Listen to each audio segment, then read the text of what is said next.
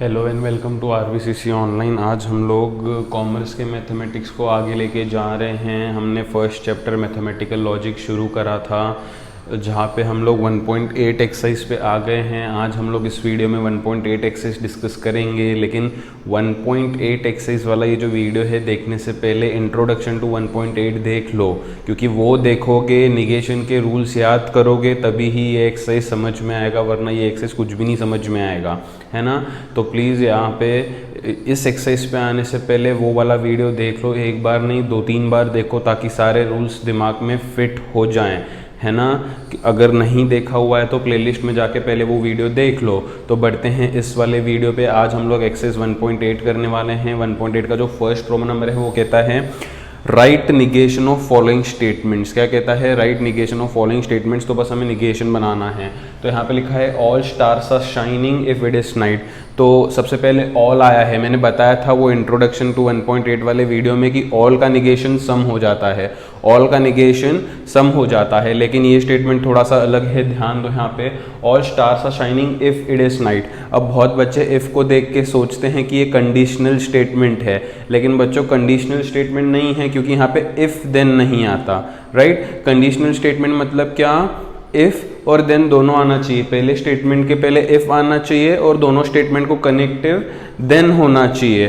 तो यहाँ पे इफ देन नहीं आता है, तो क्योंकि यहाँ पे इफ देन नहीं आता है तो ये कंडीशनल स्टेटमेंट नहीं होगा, है ना।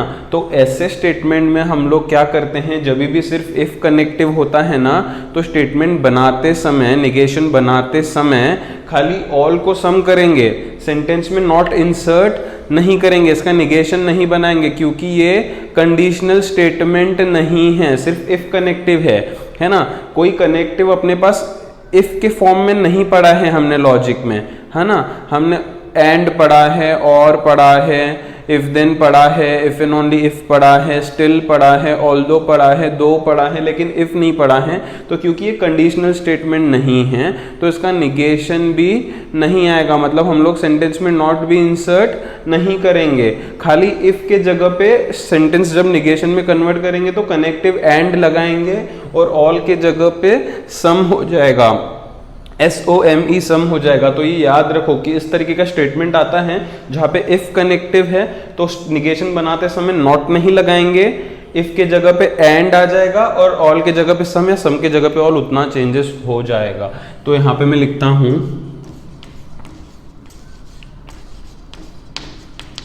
Negation of given statement is. देखो मैं क्या करता हूं, ऑल के जगह पे क्या हो जाएगा, सम स्टार्स आर शाइनिंग एंड, देख रहे हो, इट इज नाइट। इस तरीके से करना है, तो ये थोड़ा सा ध्यान से देख लेना। अगले पे बढ़ते हैं। All n belong to natural number such that n+1 is greater than 0। तो जब इस तरीके से क्वांटिफाइड स्टेटमेंट आता है तो पहले तो सबसे पहले दो स्टेटमेंट्स हैं यहाँ पे। तो पहले स्टेटमेंट का क्वांटिफायर बदल लो, है ना। फॉर एवरी का देयर एग्जिस्ट कर दो, अगर देयर एग्जिस्ट है तो फॉर एवरी कर दो, और दूसरे स्टेटमेंट को भी बदल दो, दूसरे स्टेटमेंट को भी बदल दो। कैसे मैं बताता हूं। दूसरे स्टेटमेंट में निगेशन लगा दो, पहले स्टेटमेंट में निगेशन लगेगा तो क्वांटिफायर बदलेगा। मैं लिखता हूं निगेशन ऑफ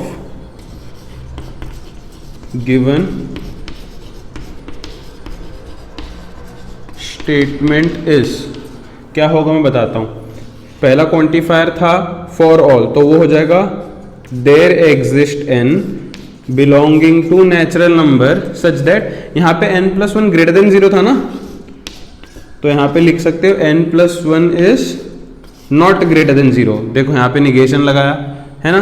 तो पहले वाले का क्वांटिफायर बदलो, दूसरे वाले में निगेशन लगाओ। अब इसको ऐसे भी कर सकते हैं, इसको ऐसे भी कर सकते हैं। इसका दूसरा तरीका बता रहा हूं मैं यहाँ पे। There exist n belonging to natural number, quantifier तो बदलेगा ही, जो सेकेंड स्टेटमेंट है उसका निगेशन ऐसे भी लगा सकते हैं। n+1 यहाँ पे ग्रेटर देन 0 था ना, तो यहाँ पे मैं क्या कर दूंगा, लेस देन और इक्वल टू 0। यहाँ पे n+1 क्या था, ग्रेटर देन 0। ग्रेटर देन 0 को नेगेशन लगाएंगे तो पलट जाता है, लेस देन और इक्वल टू हो जाता है। यहाँ पे इक्वल टू नहीं था ना नीचे, तो यहाँ पे लगेगा। अगर यहाँ पे होता तो यहाँ पे हटेगा, समझो। यहाँ पे नीचे इक्वल टू नहीं है तो यहाँ पे लगेगा, होता तो हटेगा। तो दोनों में से कोई भी कर सकते हो, दोनों ही करेक्ट है। ये ज़्यादा करेक्ट है ना। ज़्यादा करेक्ट मतलब थोड़ा अच्छा लगता है ना, 12th स्टैंडर्ड के हिसाब से अच्छा दिखता है, वैसे करेक्ट ये भी है। तो इस तरीके से हम लोग को करना है बस। बढ़ते हैं थर्ड क्वेश्चन पे। मैं लिखता हूँ negation of given statement is. सबसे पहले मैंने क्या बोला, क्वांटिफायर बदलना है। क्वांटिफायर है there exist n belonging to natural number, तो देयर एग्जिस्ट का क्या हो जाएगा, all n belonging to natural number. यहाँ पे क्या है, मैंने बोला पहला क्वांटिफायर बदलो, दूसरे का निगेशन मतलब नॉट इंसर्ट करो। n² + 2 इज ऑड नंबर, तो क्या लिखोगे, n² + 2 is not an odd number. I hope समझा होगा सबको ये, है ना। पहले वाले में क्वांटिफायर बदल रहा हूँ, दूसरे वाले को निगेशन लगा रहा हूँ। यहाँ पे देखो, सम कंटिन्यूस फंक्शंस आर डिफरेंशिएबल, तो यहाँ पे सम का क्या हो जाएगा, ऑल हो जाएगा। तो और आर डिफरेंशिएबल का क्या हो जाएगा, आर नॉट डिफरेंशिएबल। इसमें मैंने निगेशन नहीं लगाया था क्योंकि ये पूरा कंडीशनल स्टेटमेंट नहीं था, तो ये थोड़ा सा एक अलग किस्म का स्टेटमेंट है, इसलिए मैंने बोला इसको याद रखो। बाकी सब में क्या होता है, सम का ऑल, ऑल का सम होता है और आगे निगेशन भी लग जाता है। क्वांटिफायर बदलता है, अगले स्टेटमेंट में निगेशन भी लग जाता है। सिर्फ यही एक थोड़ा सा अलग है, इसलिए उसे अच्छे से देख लो। इस तरीके का स्टेटमेंट आता है तो क्या करना है, तो इसका निगेशन क्या होगा, सम का हो जाएगा। अभी लिखना इधर एक statement, negation of statement is वगैरह वो लिखना। उसके बाद सम का क्या हो जाएगा, all continuous functions are not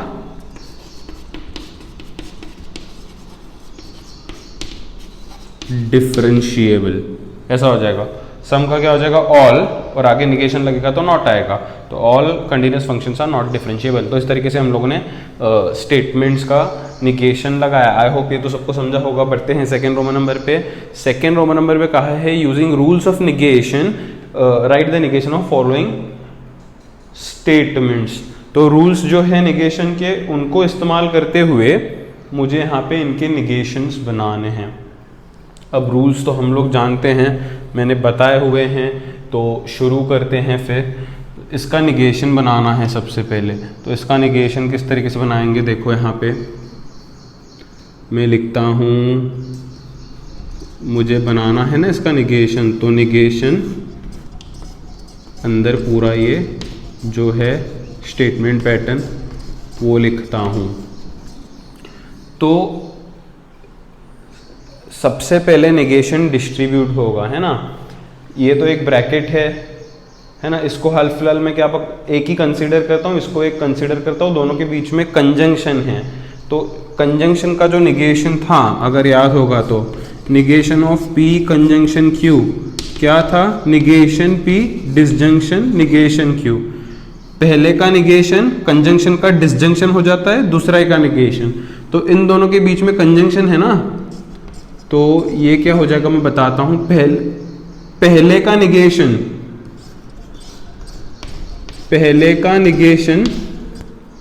conjunction का हो जाएगा डिसजंक्शन, दूसरे का निगेशन। आया समझ में। यहाँ पे भी पहले का निगेशन कंजंक्शन का डिसजंक्शन, दूसरे का निगेशन, वो यहाँ पे करा है। पहले का निगेशन कंजंक्शन का डिसजंक्शन, दूसरे का निगेशन। यहाँ पे ब्रैकेट में लिखना है कौन सा रूल अप्लाई किया है, यहाँ पे वर्ड्स में लिखना है निगेशन ऑफ कंजंक्शन। मैं सिंबल लिख रहा हूं निगेशन क्योंकि जगह नहीं है। निगेशन ऑफ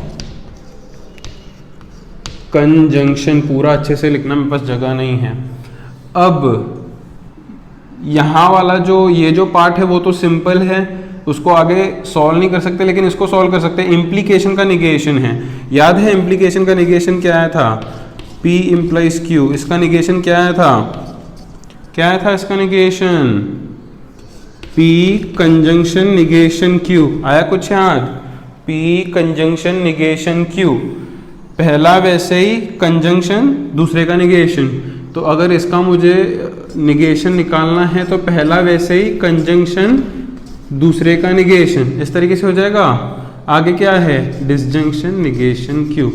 तो इस तरीके से ये फाइनल निगेशन आया, इसको आगे और सिंप्लीफाई नहीं कर सकते हैं। यहाँ पे हमने निकाला निगेशन ऑफ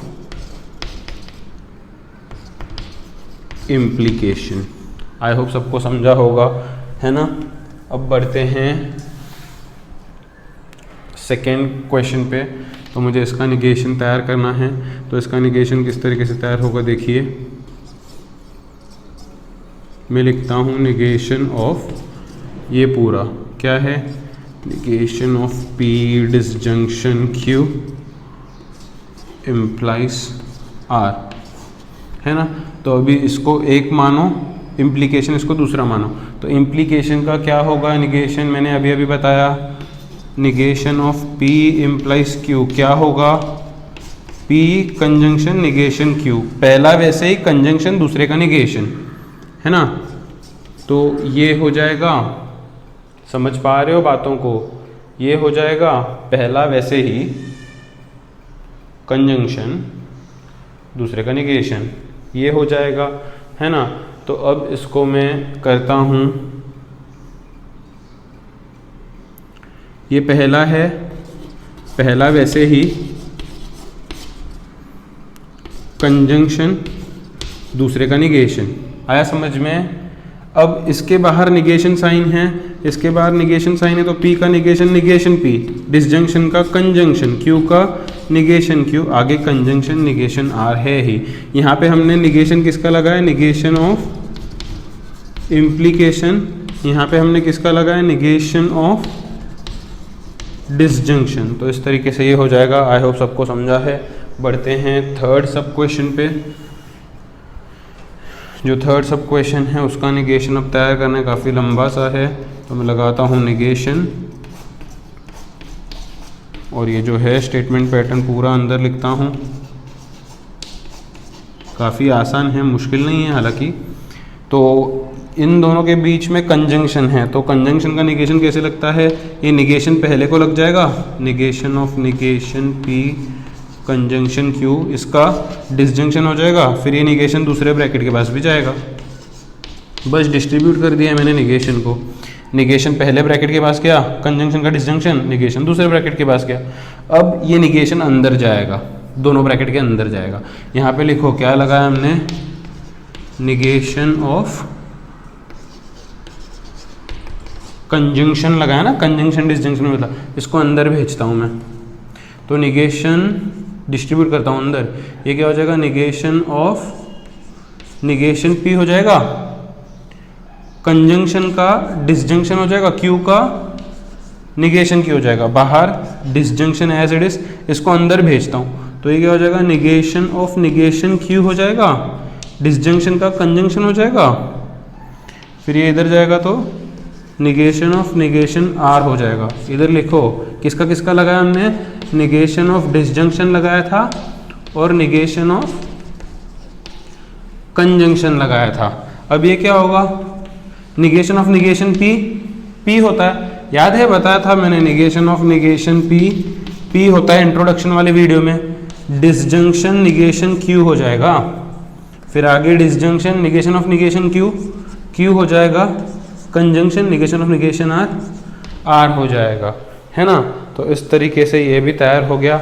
आई होप सबको ये समझा है ना। कोई दिक्कत वाली बात यहाँ पे होनी नहीं चाहिए एक्चुअली।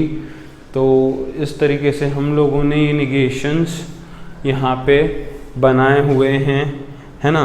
अगर ज़्यादा यहाँ पे कन्फ्यूजन नहीं क्रिएट करना है तो जो ब्रैकेट था उसे ब्रैकेट में ही रखोगे तो भी चल जाएगा। वैसे ज़्यादा सुंदर दिखता है और कुछ भी नहीं, है ना। वैसे खाली थोड़ा ज़्यादा सुंदर दिखता है और कुछ भी नहीं, समझ रहे हो। तो जो है उनको ऐसे ब्रैकेट में रखो जो थे उसमें कुछ प्रॉब्लम नहीं है। आई होप इतना समझा है। फटाफट से स्क्रीन पॉज करो, अच्छे से नोट करो, समझ के करो।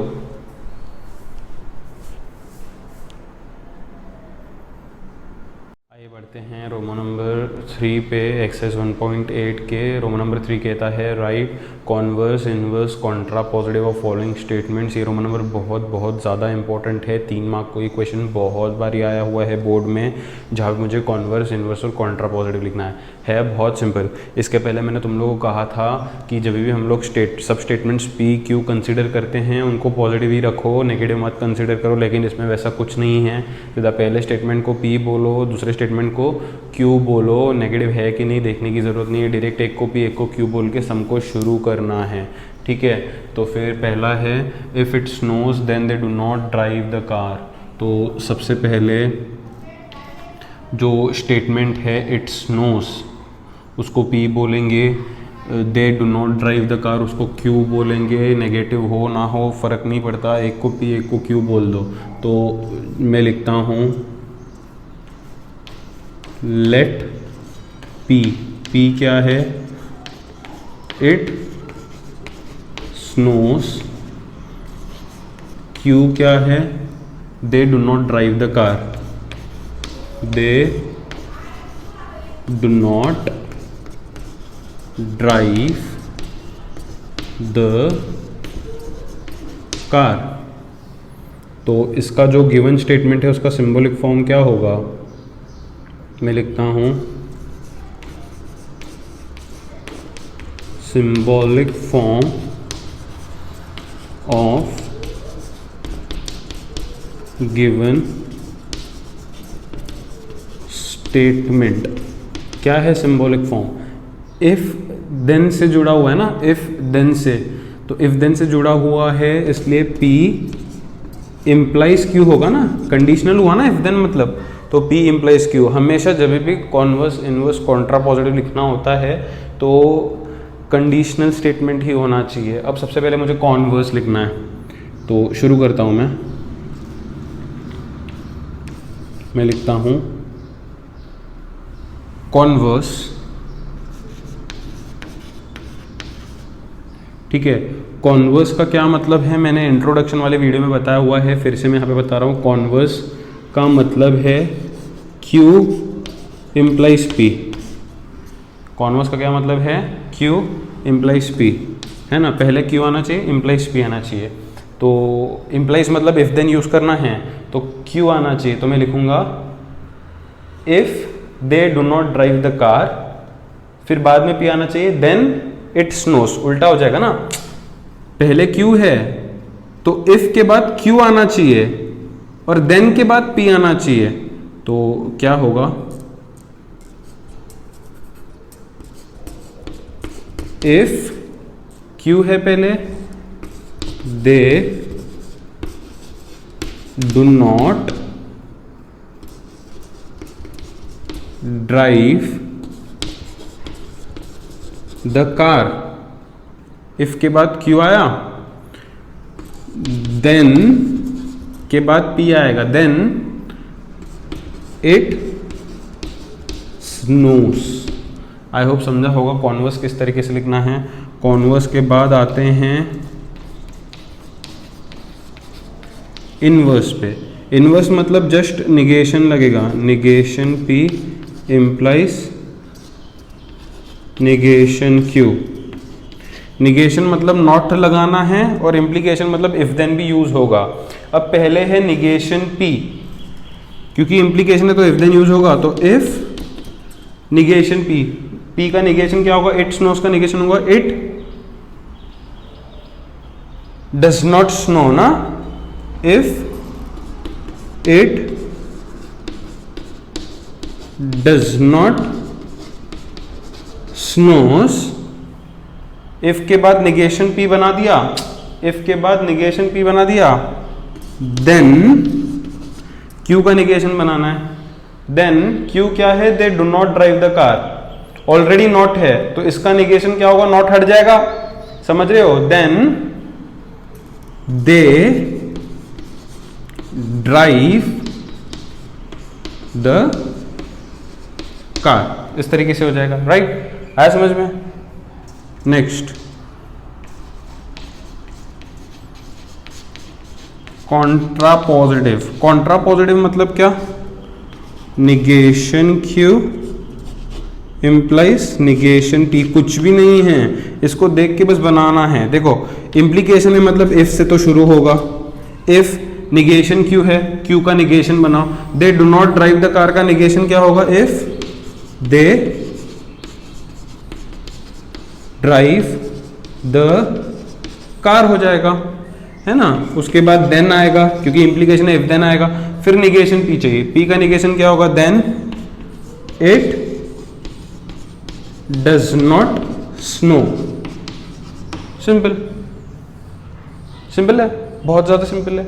तो कॉन्वर्स मतलब Q इम्प्लाइज P, इनवर्स मतलब negation P implies negation Q, contrapositive मतलब negation Q implies negation P। अच्छे से कर लो याद, बाकी इधर से देखे स्टेटमेंट तो आसानी से बन जाते हैं। आई होप ये सबको समझा है। नहीं समझा है, एक और एग्जांपल हम लोग करेंगे, ध्यान दो। क्या है? If he studies then he will go to college.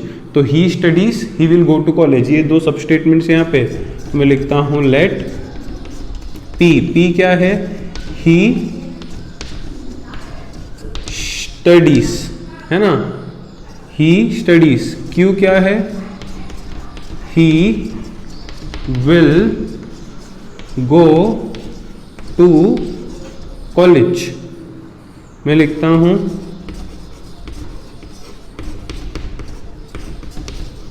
symbolic form of given statement। Symbolic form if then use किया इसलिए P इम्प्लाइज Q कंडीशनल है।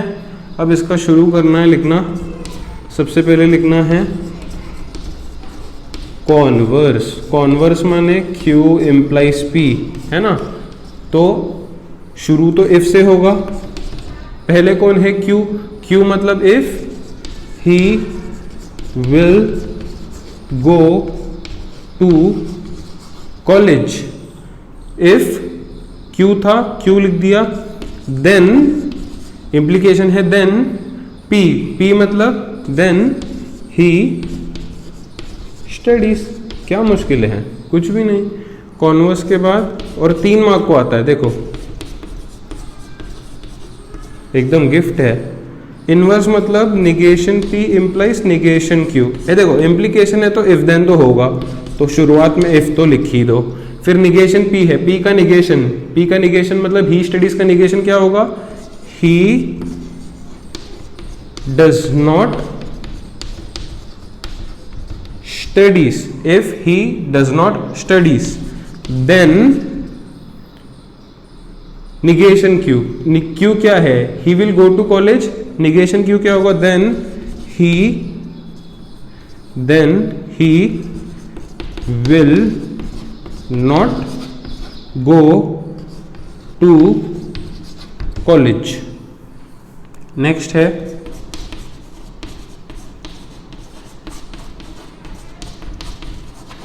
कॉन्ट्रापोजिटिव। कॉन्ट्रापोजिटिव क्या होगा? Negation Q implies negation P, है ना। तो शुरुआत तो इफ से होगा ही, निगेशन Q, Q का negation, he will go to college का क्या होगा? He will not go to college, है ना। देन निगेशन P है, P का निगेशन क्या होगा? Then he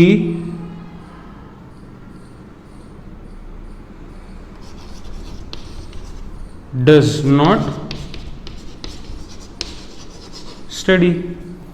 if he will not go to college then he does not study।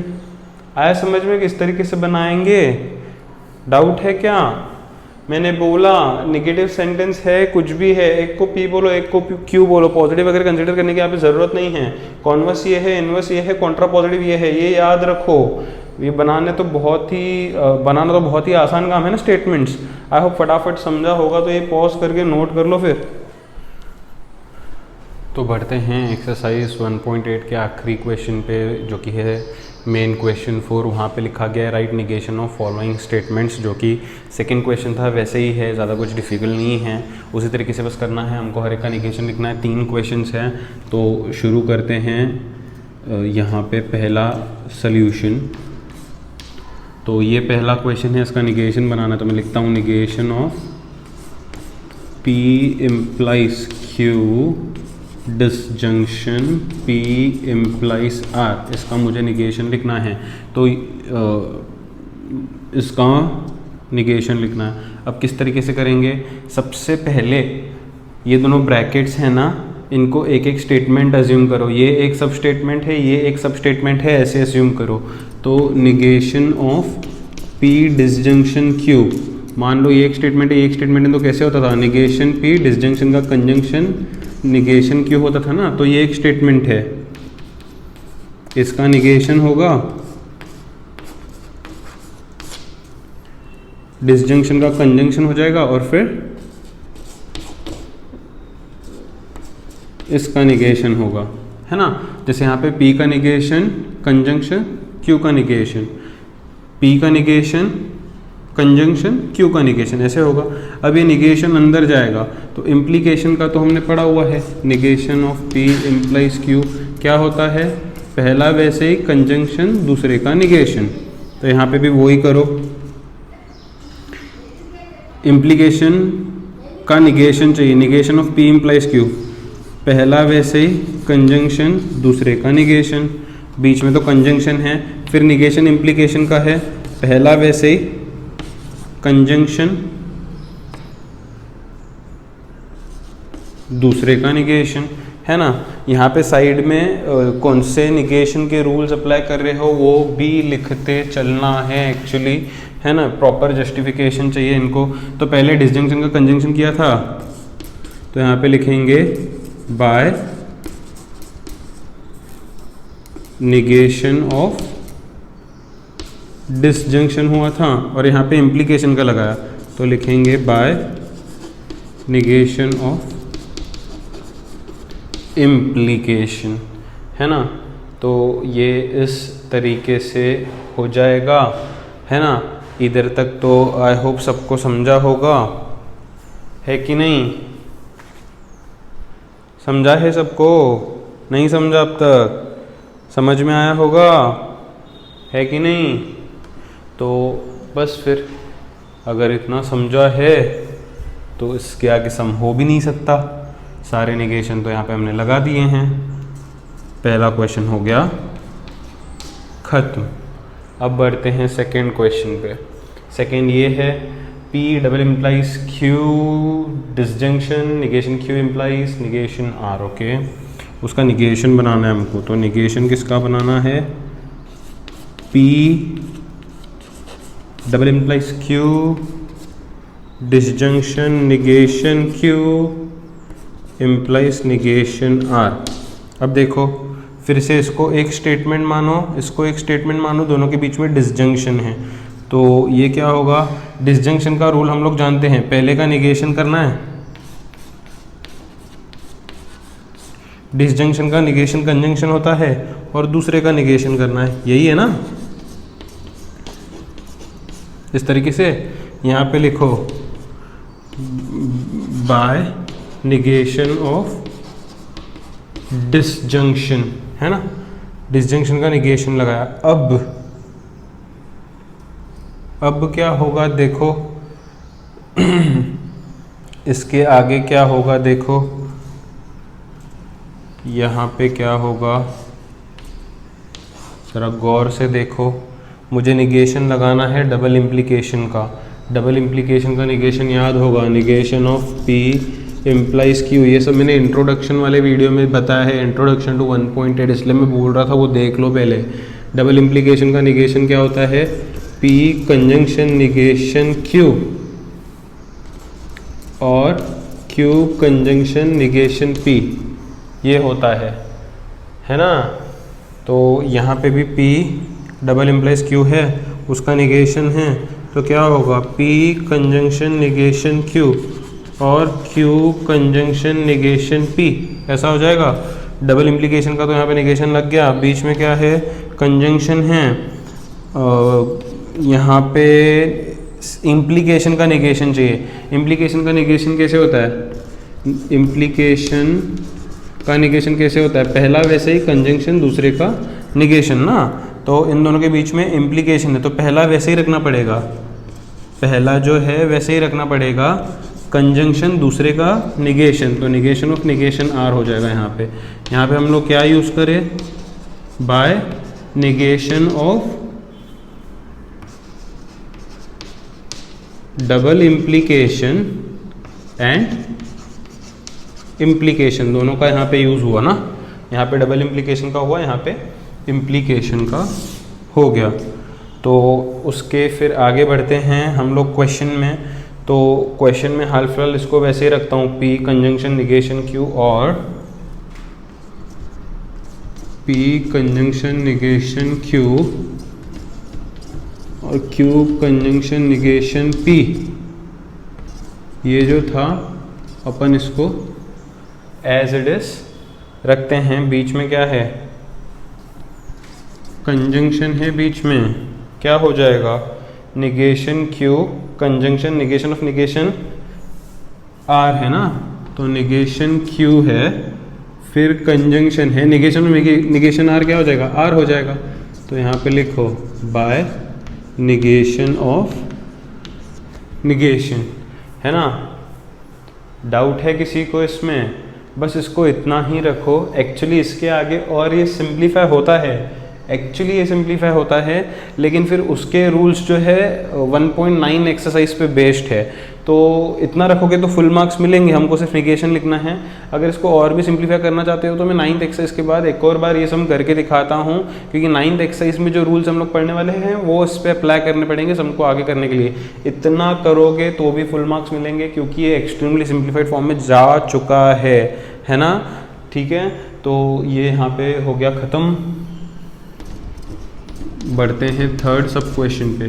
Third सब क्वेश्चन क्या है, P implies Q conjunction R, P implies Q conjunction R। इसका अपने को चाहिए निगेशन, क्या चाहिए इसका अपने को, निगेशन चाहिए। तो इसको एक स्टेटमेंट मानो, इसको एक स्टेटमेंट मानो। तो कंजंक्शन में क्या होता है, पहले का निगेशन होता है, तो इसको एक स्टेटमेंट माना तो इसका निगेशन हो गया, ये डिसजंक्शन हो जाएगा, निगेशन R हो जाएगा। तो यहाँ पे लिखो बाय निगेशन ऑफ कंजंक्शन, यहाँ पे निगेशन वर्ड लिखना है, सिंबल नहीं। तो इम्प्लीकेशन का अभी भी मैंने बताया क्या होता है, P कंजंक्शन निगेशन Q, ऐसा हो जाता है। ये तो disjunction negation R simplified form में ही है। यहाँ पे मैं बोलता हूँ बाय निगेशन ऑफ इम्प्लीकेशन लगाया था, है ना।